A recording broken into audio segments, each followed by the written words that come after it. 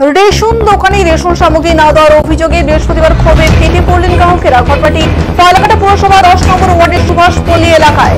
জানা গেছে, স্থানীয় বাসিন্দাদের অভিযোগ, কয়েক মাস ধরে ওই রেশন দোকানে নিয়মিত সামগ্রী বিলি করা হচ্ছে না। গ্রাহকদের আঙুলের ছাপ ও স্লিপ না হলেও চাল, ডাল, গম কিংবা কেরোসিন কিছুই হাতে দেওয়া হচ্ছে না। পরে আসতে বলা হলেও দীর্ঘদিনেও কেউ রেশন পাননি বলে অভিযোগ। এক গ্রাহক বলে, তাদের আঙুলের ছাপ নিয়ে স্লিপ উড়িয়ে দেওয়া হয়, কিন্তু রেশন দেয় না। কয়েক কুইন্টাল চাল ও অন্যান্য সামগ্রী দোকানে আটকে রাখা হয়েছে। স্থানীয়দের দাবি, রেশন সামগ্রী অন্যত্র সরিয়ে ফেলা হচ্ছে। অভিযোগের মুখে রেশন দোকানের পক্ষ থেকে জানানো হয়েছে, আগের মালিকের মৃত্যুর পর কিছু বকেয়া ও হিসেবের সমস্যার কারণে সাময়িকভাবে রেশন বিলি বন্ধ রয়েছে। দোকান কর্তৃপক্ষের দাবি, সমস্যা দ্রুত মিটবে, সবাই রেশন পাবে। এই ঘটনায় এলাকায় চাঞ্চল্য ছড়িয়েছে। গ্রাহকদের দাবি, প্রশাসন দ্রুত বিষয়টি খতিয়ে দেখে দোষীদের বিরুদ্ধে ব্যবস্থা নিক।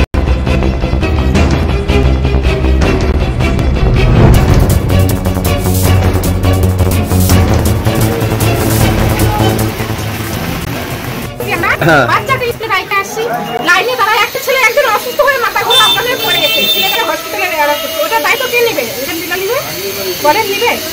আপনার রেশনের কি সমস্যা? রেশনের সমস্যা, আমার নাম পাচ্ছি না। 4 দিন সিলিপি দিচ্ছে, শুধু কি বলছে এখন মাল নাই, টাকা আনতে গেছে।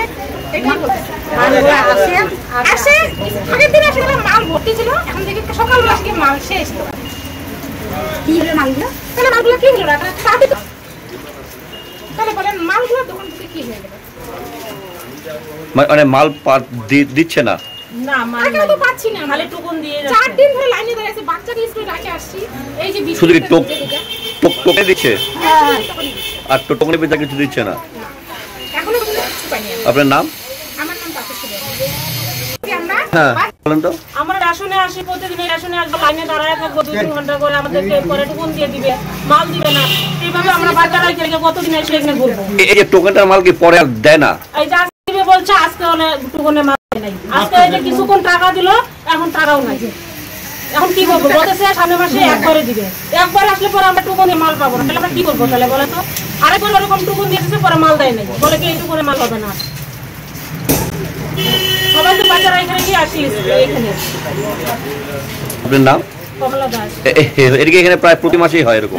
প্রতি মাসে এরকম হয়, প্রতি মাসে। আচ্ছা, আপনার এখানে কোনো অভিযোগ জানিয়েছিলেন খাদ্য দপ্তর, বিডিও অফিস, পৌরসভা? এখান থেকে না, এখান থেকে জানানো হয় না, কিন্তু সেদিন যে এসে হয়েছিল ঝামেলাটা আমি ছিলাম না। সেদিনকে আমরা সকালবেলা আসিনি, তারপরে কিছুক্ষণ পরে আসিলাম। আসে মন্দিরের মধ্যে দাঁড়াইছে একটা ছেলে, অপারেশন করে ছেলেটাকে হসপিটালে নেওয়া হলো, অ্যাডমিট করানো হলো। তাহলে এই মাসে যে এরকম হয়ে গেছে, সামনের মাসে যেন এই ঝামেলা না হয়, উনি ক্লিয়ার ভাবে যেন রেশন দিয়ে যায় আমাদের।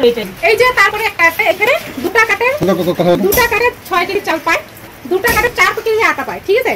আর এইখানে আমাদের দেখেন, আমাদের যে 5টা কাটের 15 কেজি চাল আর 5টা কাটের 9টা প্যাকেট আটা, আমরা 10 প্যাকেট তাহলে আটা পাবো। এখানে যদি 4টা প্যাকেট আটা হয় দুটা কাটের, তাহলে এইখানে আমরা 5টা কাটের 10টা প্যাকেট আটা পাবো। তাহলে এরকম কি হচ্ছে?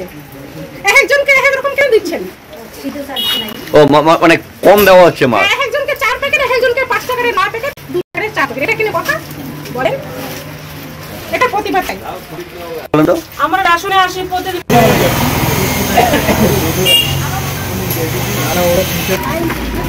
তোমার সাথে